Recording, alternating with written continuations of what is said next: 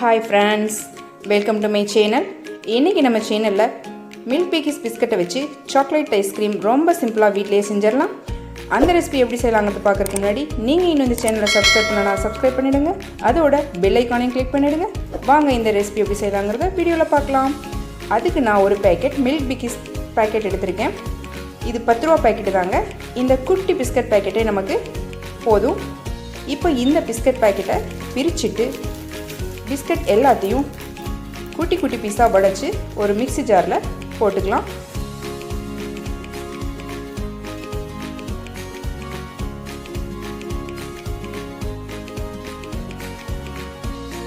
பாருங்கள், நான் எல்லா பிஸ்கட்டையும் உடைச்சி போட்டுட்டேன்.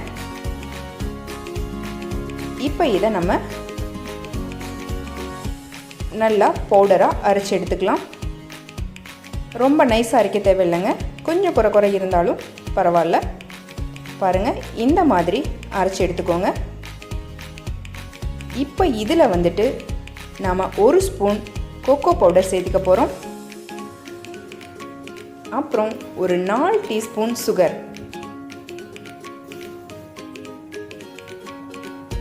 இதை ரெண்டத்தையும் சேர்த்துட்டு திருப்பியும் கொஞ்சமாக அரைச்சி எடுத்துக்கலாம். பாருங்கள், 3 நல்லா சேர்ந்து எப்படி அரைப்பட்டிருக்கு பாருங்கள். இந்த மாதிரி நல்லா பவுடராக பண்ணிக்கோங்க.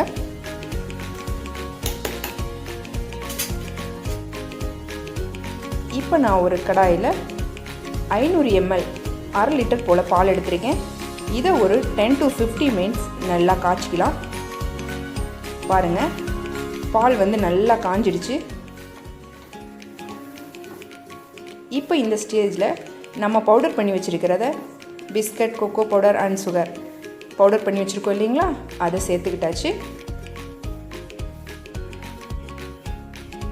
இதை சேர்த்துட்டு நல்லா கட்டி இல்லாமல் கிளறி விட்டு ஒரு 5 to 10 மினிட்ஸ் வேக வச்சு இறக்கிடலாம்.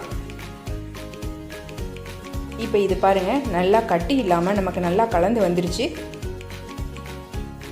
அவ்வளோதாங்க. இதை இப்போ இறக்கி நல்லா ஆற வச்சு எடுத்துக்கலாம். ஸ்டவ் ஆஃப் பண்ணிட்டேன்.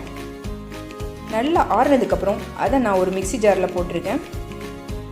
கொஞ்சம் கெட்டியாக இருக்கிற மாதிரி இருந்துச்சுன்னா கொஞ்சமாக பால் சேர்த்துட்டு இதை அரைச்சி எடுத்துக்கலாம்.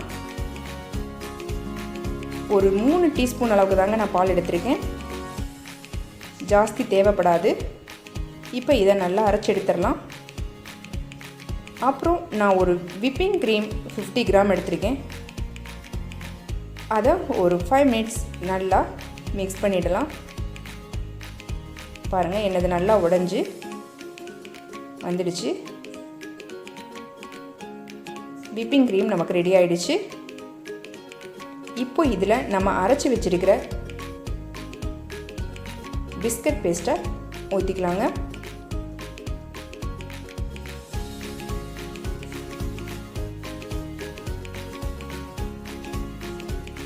இது ரெண்டத்தையும் சேர்த்துட்டு நல்லா கலந்து விட்டுடுங்க.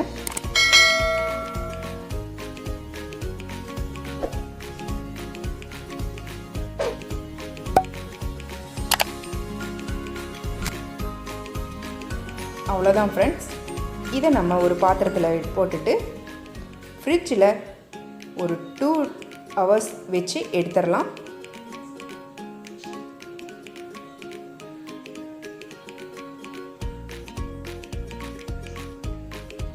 பாருங்கள், நான் எல்லாத்தையும் போட்டுக்கிட்டாச்சு. இப்போ இதை ஒரு மூடி போட்டு ஃப்ரிட்ஜில் ஒரு 2 மணி நேரம் வச்சு எடுத்துடலாம். பாருங்கள், நான் 2 மணி நேரம் ஃப்ரிட்ஜுக்குள்ளே வச்சு எடுத்திருக்கேன். நல்லா செட் ஆகிடுச்சு. இப்போ இதை திருப்பியும் எடுத்து மிக்ஸி ஜாரில் போட்டு திருப்பியும் அடித்து எடுக்க போகிறோம்.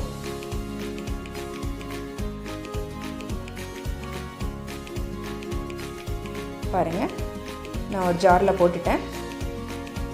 இதை திருப்பியும் அடித்து எடுத்துடலாங்க.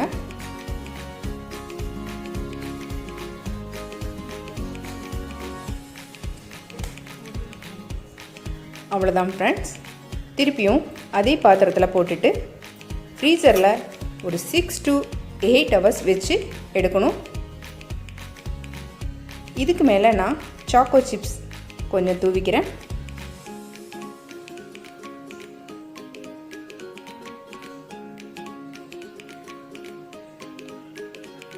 ஓகே, இதை நான் ஃப்ரீசரில் வச்சிட போகிறேன். பாருங்கள், 8 மணி நேரம் கழித்து ஐஸ்கிரீம் நல்லா செட் ஆகிருக்கு பாருங்கள். பாருங்கள் எவ்வளோ ஸ்மூத்தாக எவ்வளோ சூப்பராக வந்திருக்கு பாருங்கள் ஐஸ்கிரீம்.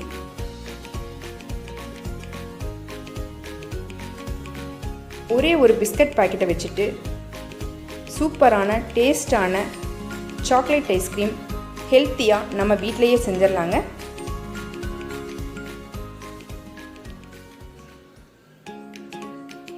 நமக்கு சாக்லேட் ஐஸ்கிரீம் ரெடி ஆகிடுச்சு. இதுக்கு மேலே சாக்கோ சிப்ஸ் கொஞ்சம் போட்டு நான் டெக்கரேட் பண்ணிக்கிறேன்.